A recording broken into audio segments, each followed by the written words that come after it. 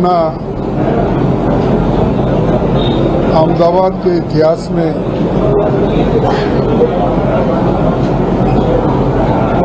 कोई भूलेगा नहीं। जो भी इतिहास लिखेगा उसमें एक नमूद होगा कि ऐसी बड़ी घटना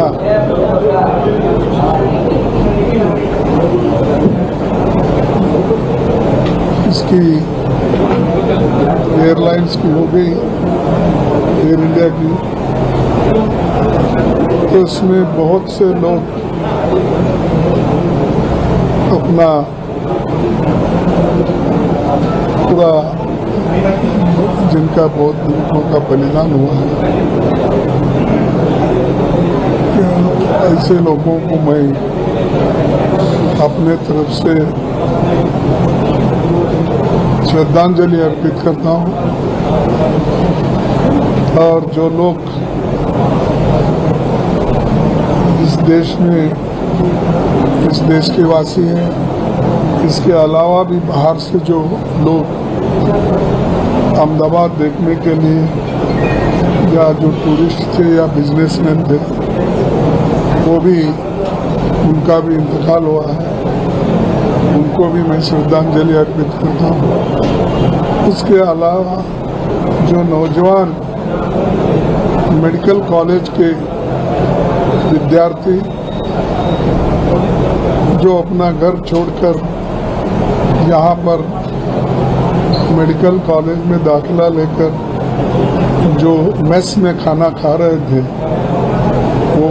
वो भी बहुत लोग उसमें भी गए हैं। उसका एग्जैक्ट नंबर हमको नहीं मिल रहा, लेकिन जो भी आपके माध्यम से हमको मिला है वही आप जानते हैं और मैं भी उतना ही जानता हूँ।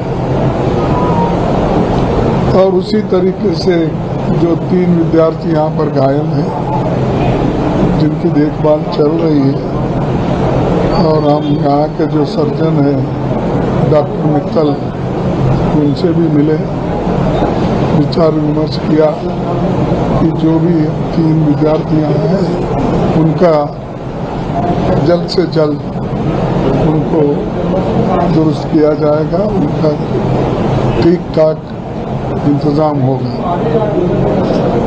और बाकी एक जो हमारे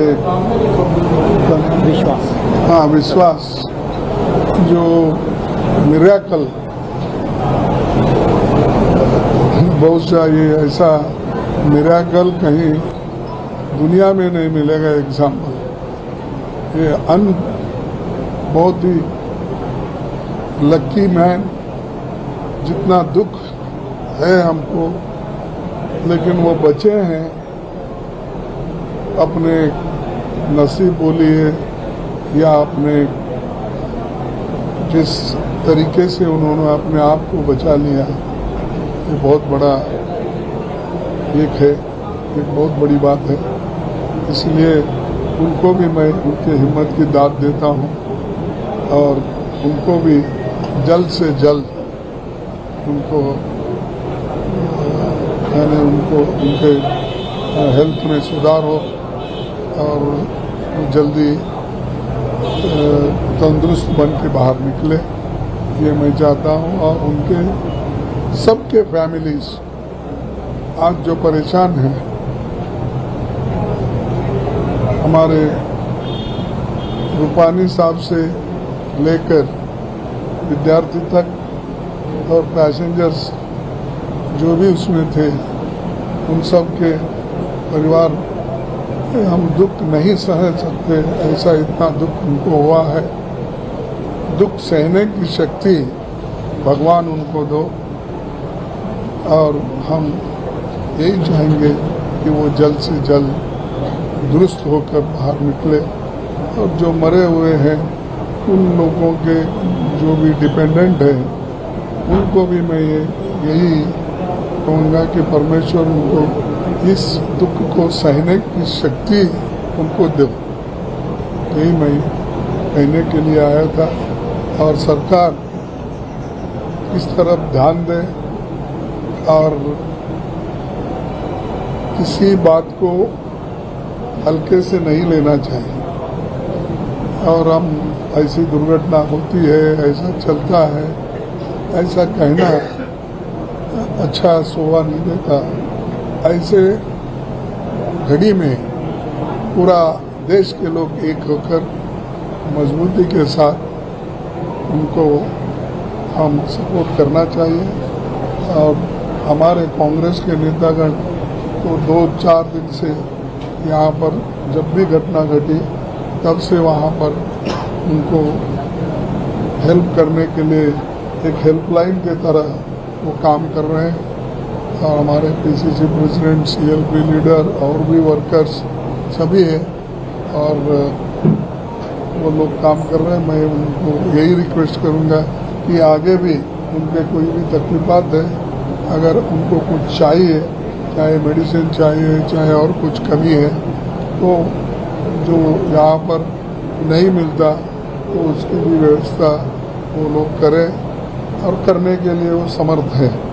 तो इसीलिए उनसे भी मैं रिक्वेस्ट किया हूँ और वो कर रहे हैं, आगे भी करने के लिए वो तैयार है। बस यही चाहते हैं, हम आपसे भी यही चाहते हैं कि मीडिया भी इस संदर्भ में कोऑपरेट करे और जो राइट चीज़ है उसको दुनिया को बता दे, देश को बता दे, उनके फैमिली को बता दे। ये एक मेरी विनती है। और तीसरा मेरा ये कहना है कि किसी ऐसे दुख के वक्त कोई भी क्रेडिट लेने का भागदौड़ नहीं करना चाहिए। कोई जाकर पिक्चर लेता है, कोई जाकर मिलता है, लेकिन हम सिर्फ मिले आए। हम यही चाहते हैं कि उनकी फैमिली की जो दुख हुआ है उसको वो लोग सहन करने की शक्ति मिले, तो यही चाहते हैं। इसलिए और हमको जाना है जिस जगह क्रैश हुआ।